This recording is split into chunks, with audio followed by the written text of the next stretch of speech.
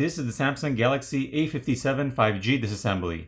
If you're interested in seeing more videos like this, make sure to subscribe and click on the notification bell so you'll be notified once I upload a new video. Also, if you need any tools, there are links in the description.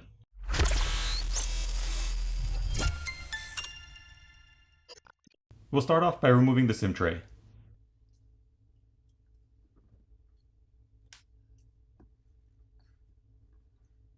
Taking a look at that, we can see a gray rubber gasket around the opening.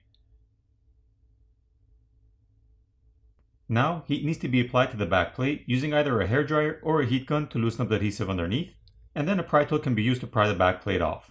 I prefer to use a hairdryer since there's less of a chance of damaging any of the components inside by overheating them.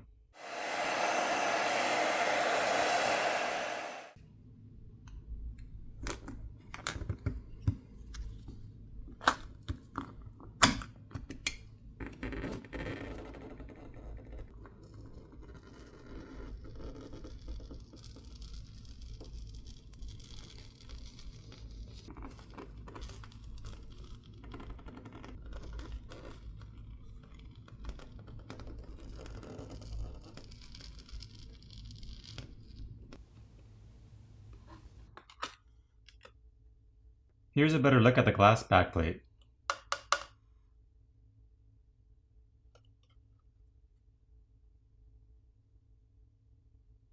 The camera lens covers can be replaced by applying heat and prying them off, so you don't have to take apart the phone to replace those. There are now 18 Phillips screws which need to be removed.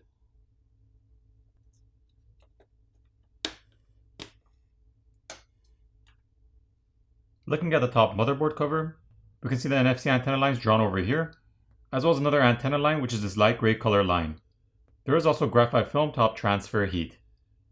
Looking at the other side, we can see the top earpiece speaker with a red rubber gasket around it.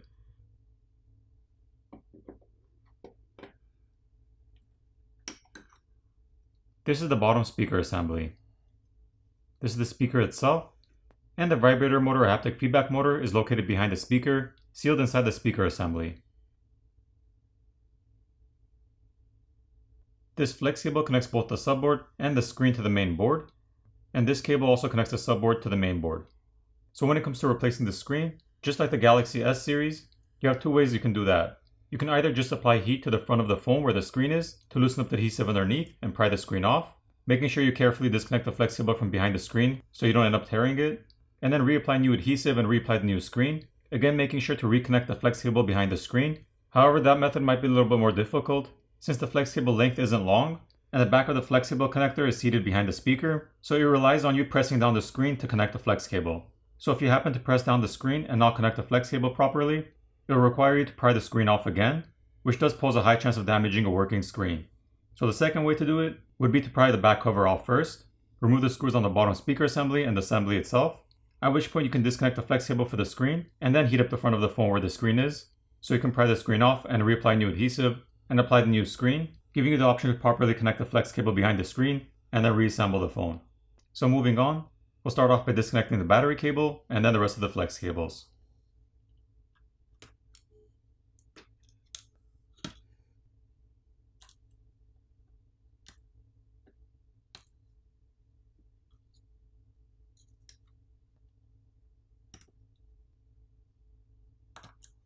There's a single Phillips screw holding down the main board.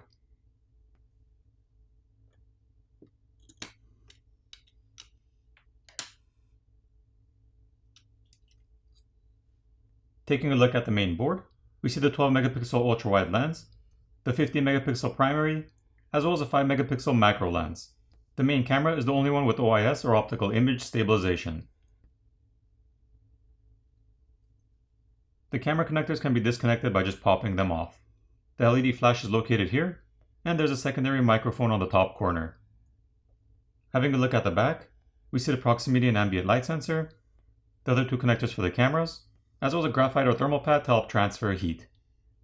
Once that's been peeled back, we see a thermal pad on top of the processor and this chip over here. Here's a better look at the processor with the thermal pad removed. There are two Phillips screws which are holding down the subboard.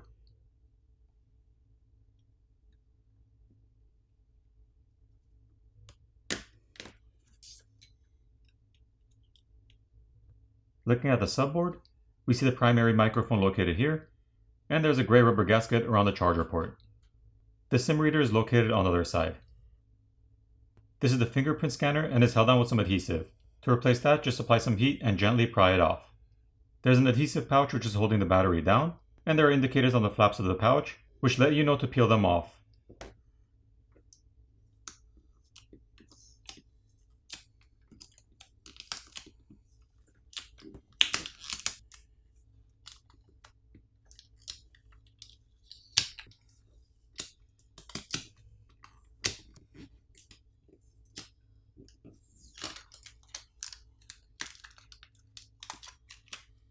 This is the 5000 mAh battery.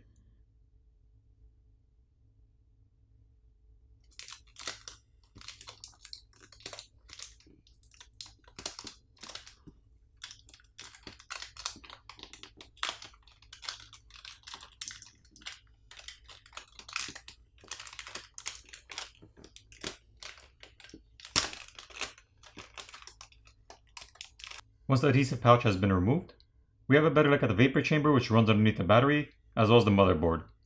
The vapor chamber is larger than that of the A56. Here's a look at them side by side.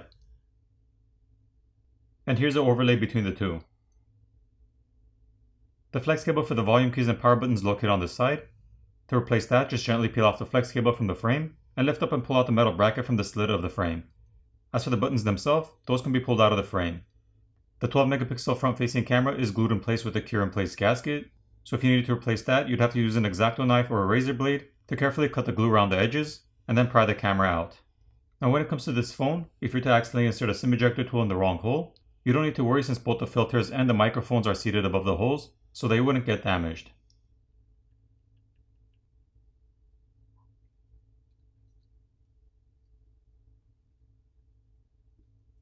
For the repairability score on this phone, I give it a 9 out of 10. Now it's time to put it back together.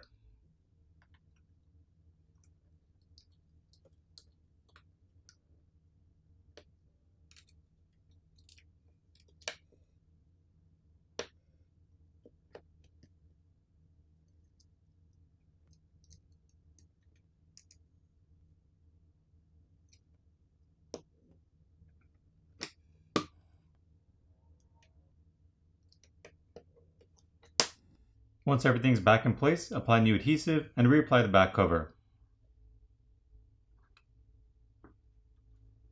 Flip over the phone, power it on, and you're done. I hope you enjoyed this video, and I'll see you in the next one.